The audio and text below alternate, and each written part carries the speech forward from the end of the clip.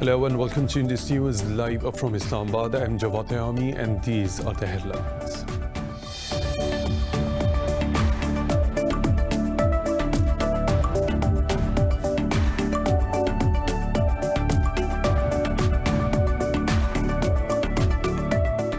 Indian troops have martyred two more Kashmiri youths in occupied Kashmir.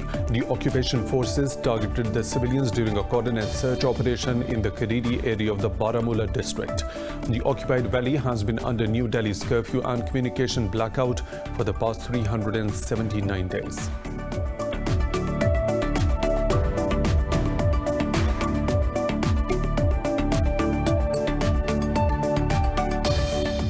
Syria says one of its soldiers was killed after two US warplanes attacked an army checkpoint in the northeastern region. The state media said two other troops were wounded in the raid near the Kurdish-held city of Kamishli. It said the incident happened shortly after a US patrol was prevented from passing by an army checkpoint in the area.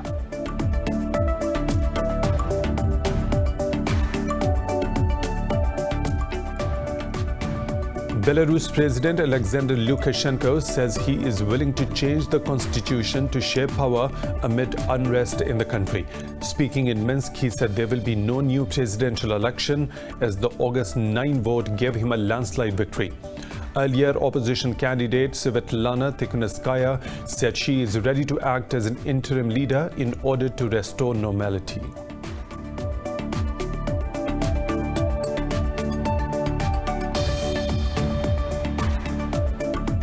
India has reported 941 COVID-19 deaths overnight, taking the country's toll to nearly 51,000. Meanwhile, Brazil has registered 620 fatalities and over 23,000 infections in a day. In Pakistan, 7 people have died and 488 tested positive in the past 24 hours, while more than 269,000 have recovered so far. Globally, the pandemic has infected over 21.6 million people and claimed more than 774,000 lives.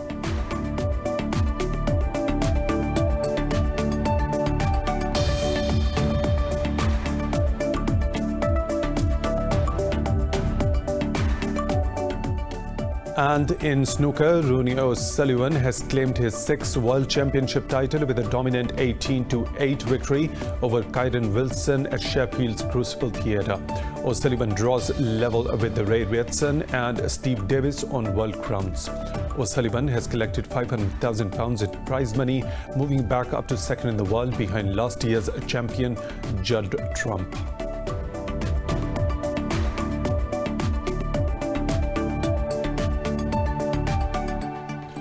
Those were the headlines and detailed stories. Right after a short break, stay tuned.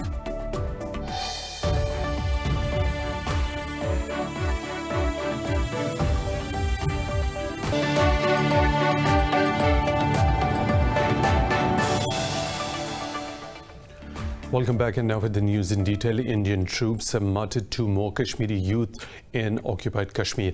The occupation forces martyred the civilians during a cordon and search operation in the Kariri area of the Baramulla district. Indian forces have martyred more than 215 Kashmiris since New Delhi revoked Article 370 and stripped the region of its autonomy in August last year. Occupied Kashmir has been under a strict curfew and communications blackout since then. Hundreds of politicians and civil society activists have also been detained by the occupation forces. Pakistan has repeatedly condemned the extrajudicial killings of Kashmiris in fake encounters by Indian troops.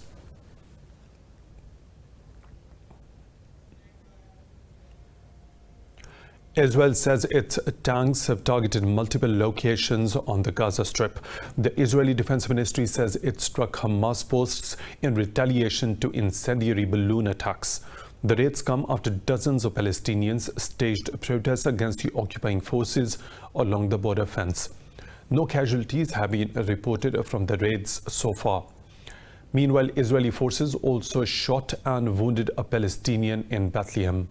The Defense Ministry says the forces opened fire near Rachel's tomb in the city. Israeli strikes on Palestine have accelerated since the signing of the peace agreement with the United Arab Emirates last week. Moreover, Israel says it will sign a deal to start normalizing ties with Sudan in the near future. The Israeli intelligence minister said the pact with Sudan is expected to be signed before the new year. Ali Cohen said Bahrain and Oman could also be the next Gulf countries to follow the United Arab Emirates in formalizing ties with Israel. The UAE is the first Gulf state and third Arab nation to establish full diplomatic ties with Israel after Egypt and Jordan. Despite reports that the deal halted Israeli annexation of the West Bank, Israeli Prime Minister Benjamin Netanyahu said the seizure plans are not off the table. Palestinian groups denounced the deal, saying it does nothing to serve the Palestinian cause and ignores their rights. Meanwhile, United Arab Emirates has summoned Iran's ambassador in Abu Dhabi in response to a speech by President Hassan Rouhani. This comes after Rouhani said the UAE made a huge mistake by signing an agreement with Israel and called it a betrayal by the Gulf state. In a statement, state media said the UAE's foreign ministry called Rouhani's speech unacceptable and inflammatory.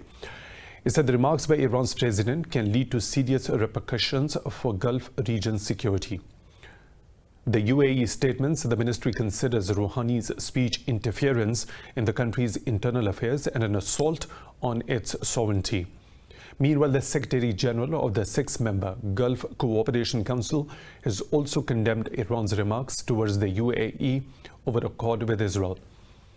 There has been no response from Tehran yet. Iraq says the Katyusha rocket has struck Baghdad's heavily fortified green zone, which houses foreign missions, including the U.S. consulate. The military said the rocket was fired from an abandoned military base in southeastern Baghdad. It said there were no significant losses. The military added that Iraqi security forces seized two other rockets at the launch site. The attack was at least the ninth within a week, which was apparently aimed at U.S. interests in Iraq. No group has claimed the responsibility for the attack. Syria says one of its soldiers was killed after two U.S. helicopters attacked an army checkpoint in the northeastern region. State media said two other troops were injured in the raid near the Kurdish-held city of Qamishli. The outlet said the incident happened shortly after a U.S. patrol was prevented from passing by an army checkpoint in the area. Northeastern Syria is mainly under the control of US-backed Syrian Democratic Forces, spearheaded by the Kurdish fighters. Syrian army forces are deployed in certain locations under agreements with the Kurds. Russia's President Vladimir Putin and his Turkish counterpart Recep Tayyip Erdogan have agreed to step up efforts against anti-terrorism in Syria. This comes after reports claim a Turkish-Russian joint patrol was hit by a blast in Idlib. Speaking over the phone, the two leaders stressed the need to make real steps towards a sustainable ceasefire in Syria. They also discussed the overall security situation in Libya. Moving on, Brazil has registered 620 deaths from COVID-19 and over 23,000 infections in the past 24 hours. While in the US, more than 170,000 people have lost their lives to the coronavirus, with over 5.4 million confirmed cases. Globally, the pandemic has infected over 21.6 million people and claimed more than 770,000 lives. This report will tell you more.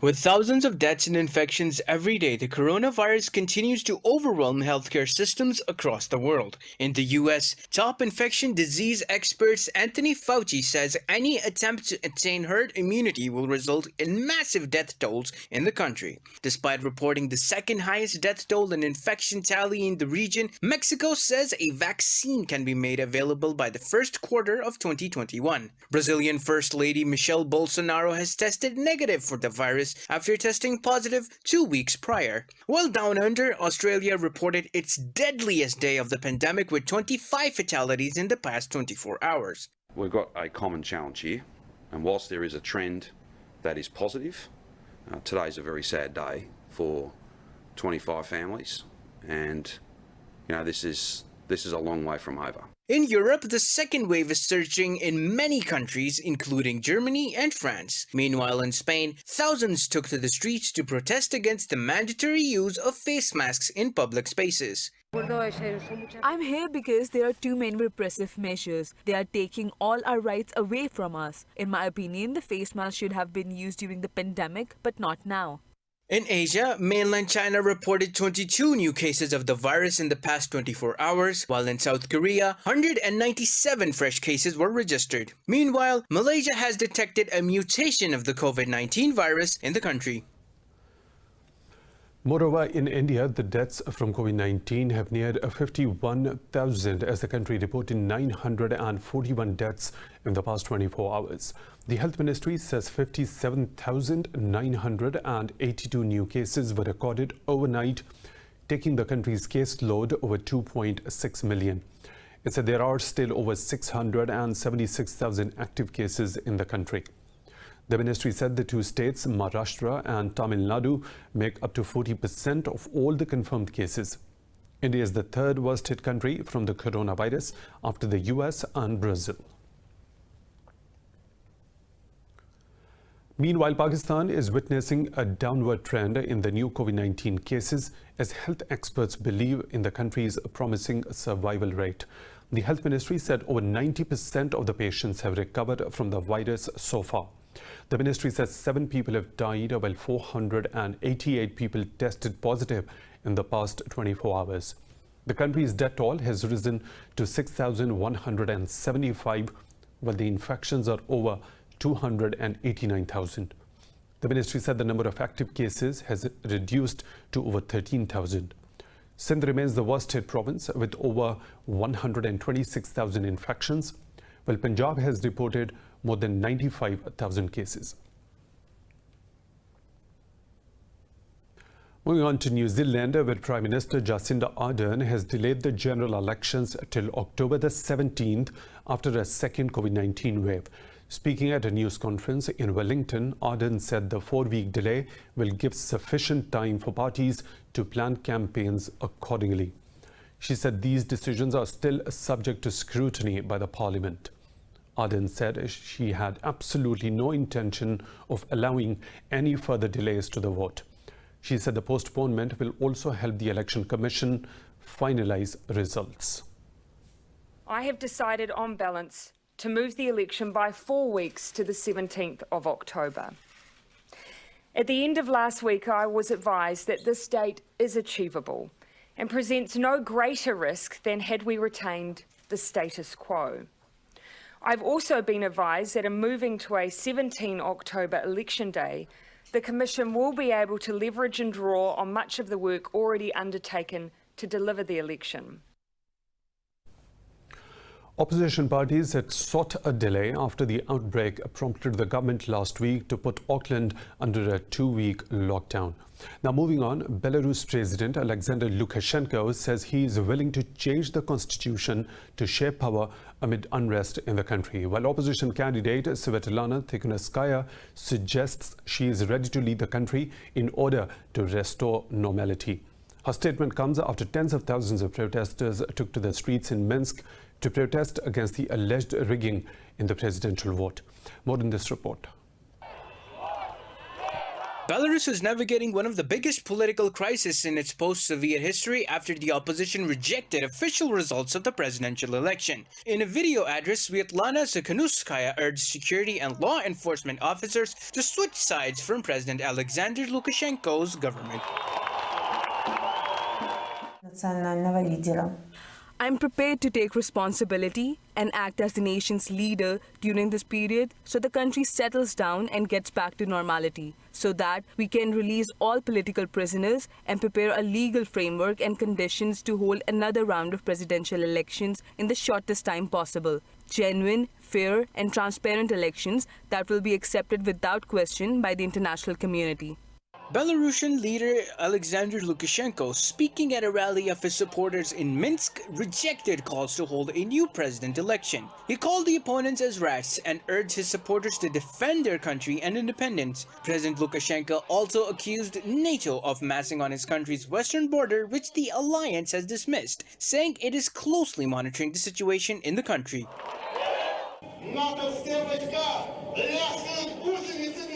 NATO tanks and jets are on standby within 15 minutes reach of our borders. This is not for nothing. NATO forces are rattling tank tracks at our doors.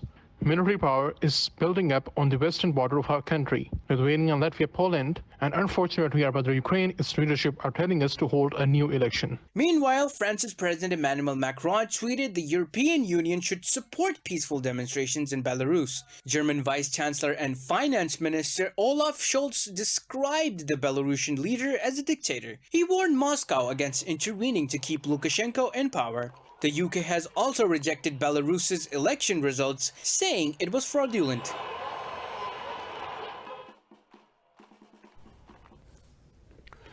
In Somalia, at least 16 people have been killed and over a dozen others injured in a gun and bomb attack by Al-Shabaab militants on a beachfront hotel in the capital, Mogadishu. The Information Ministry says security forces ended the 4-hour-long siege after killing the last attacker. It says special forces rescued 205 people, including the hotel owner and the government officials. A government spokesperson said 5 of the people killed were the attackers, while 1 police officer was killed in the rescue operation. Earlier, Al-Shabaab claimed responsibility for the attack in a statement posted online. In Colombia, 8 people have been shot dead by unknown gunmen in a drug trafficking area in Nariño province near the border with Ecuador. Police said attackers wore balaclavas to cover their faces and carried long-range weapons. Colombian President Ivan Duque has condemned the attack. He blamed it on the presence of militias and drug trafficking groups in the area. He said 2 arrests have been made and these facts will be clarified later. 4 people have been killed while 14 others wounded in a spate of shootings across the American city of Cincinnati. The bloodshed began at midnight after 3 people were shot in the Walnut Hills neighborhood. Police also responded to 2 other shooting reports in the Avondale area and over the Rhine neighborhood during the night. Police did not provide details about the 4th fatal shooting, but confirmed that it occurred on the city's west end. They said the shootings seemed to be separate incidents, but horrific and tragic. No suspect information has been made available by the police in any of the cases.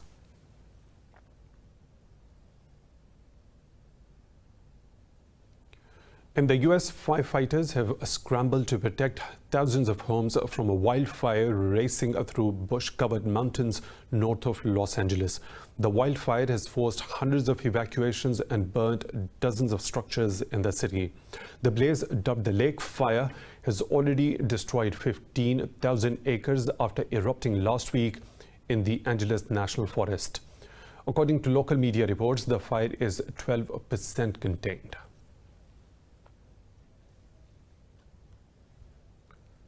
More stories to follow, but right after a short break. Stay tuned.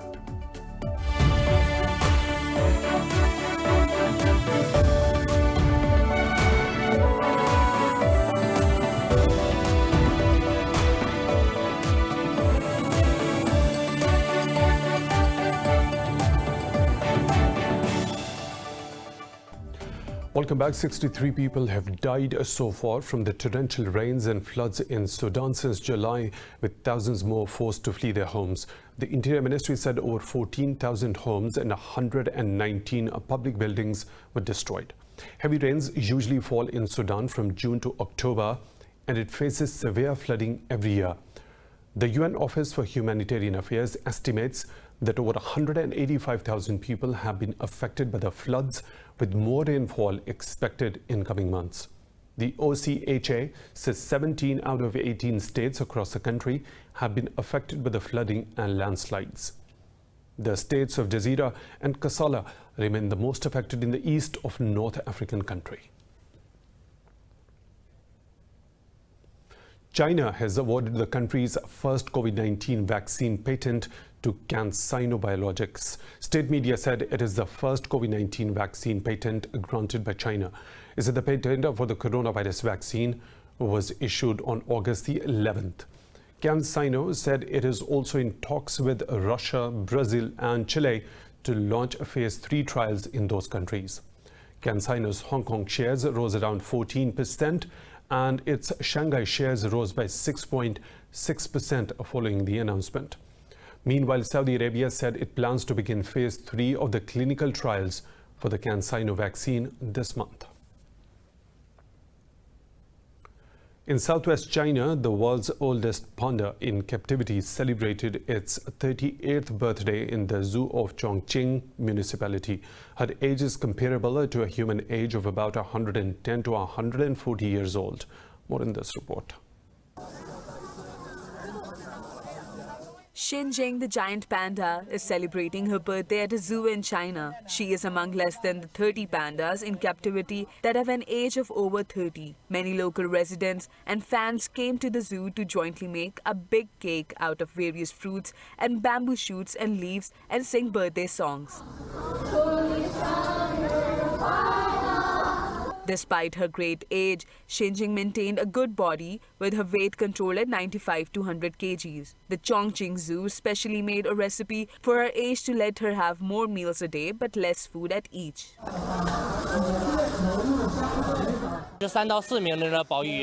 We have 3 to 4 staff members taking care of her, and other staff offer help at any time. We usually cut bamboo leaves into pieces before feeding her. We want to maintain Xinjing's weight at a suitable level so as to prevent such diseases as obesity, hypertension, high cholesterol and high blood sugar, among others. Chongqing is known as an oven city during summer. To fend off the summer heat, zoo staff only let Xinjing go outside the panda house in the morning or evening. We have built a pond outdoors so that she can swim in it. We also often prepare cooling foods for her to eat, such as watermelons. Xinjing has given birth to 10 baby pandas so far. As of the end of 2019, she had 153 descendants who live in more than 20 countries and regions, including Canada, America, Japan and China's Taiwan, Hong Kong and Shanghai.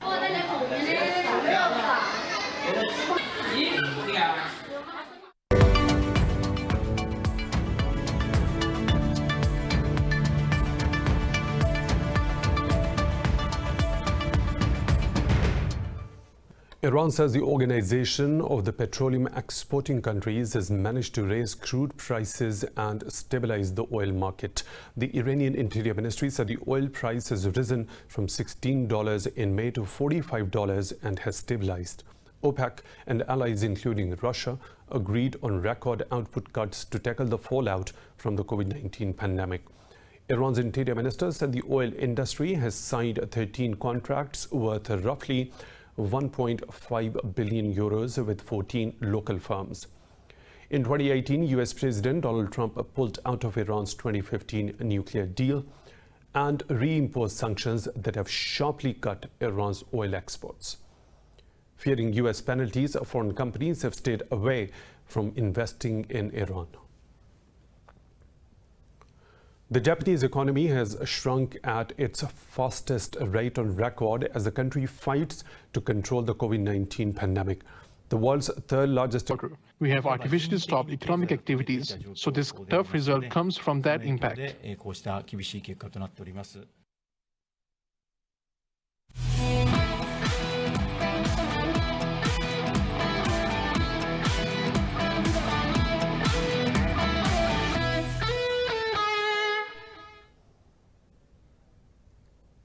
In snooker, Rooney O'Sullivan has claimed his 6th World Championship title with a dominant 18-8 victory over Kyron Wilson at Sheffield's Crucible Theatre. O'Sullivan draws level with Ray Rietzen and Steve Davis on World Crowns. He has also surpassed Stephen Hendry on all-time list of ranking event wins with a record 37 titles. Despite fighting back to take 7 frames against O'Sullivan's 10, Wilson lost the momentum to hand over the victory to the Brit O'Sullivan.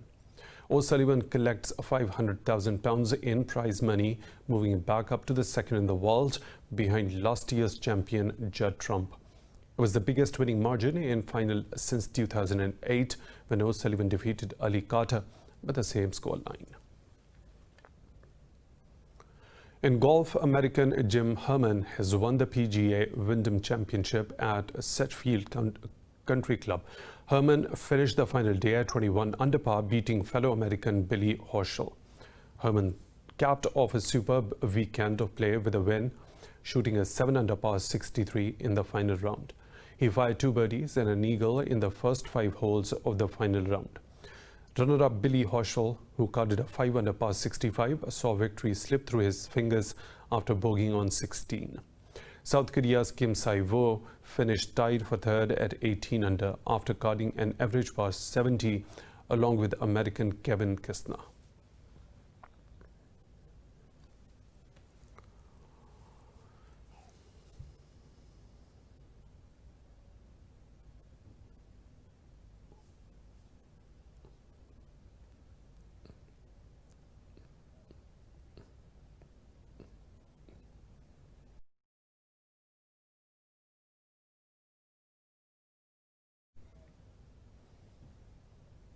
In cricket, rain has delayed the start of the 5th day's play in the second test between England and Pakistan in Southampton. There was no play in the morning session on the last day as the match heads towards a draw. The home side are 7 for 1 in the reply with Dom Sibley and Zach Crawley to bat if play is possible. Pakistan were bowled out for 236 in their first innings.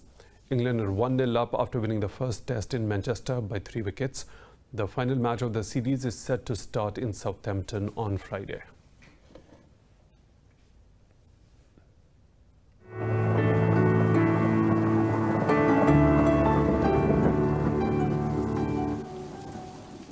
And now the weather situation from around the globe.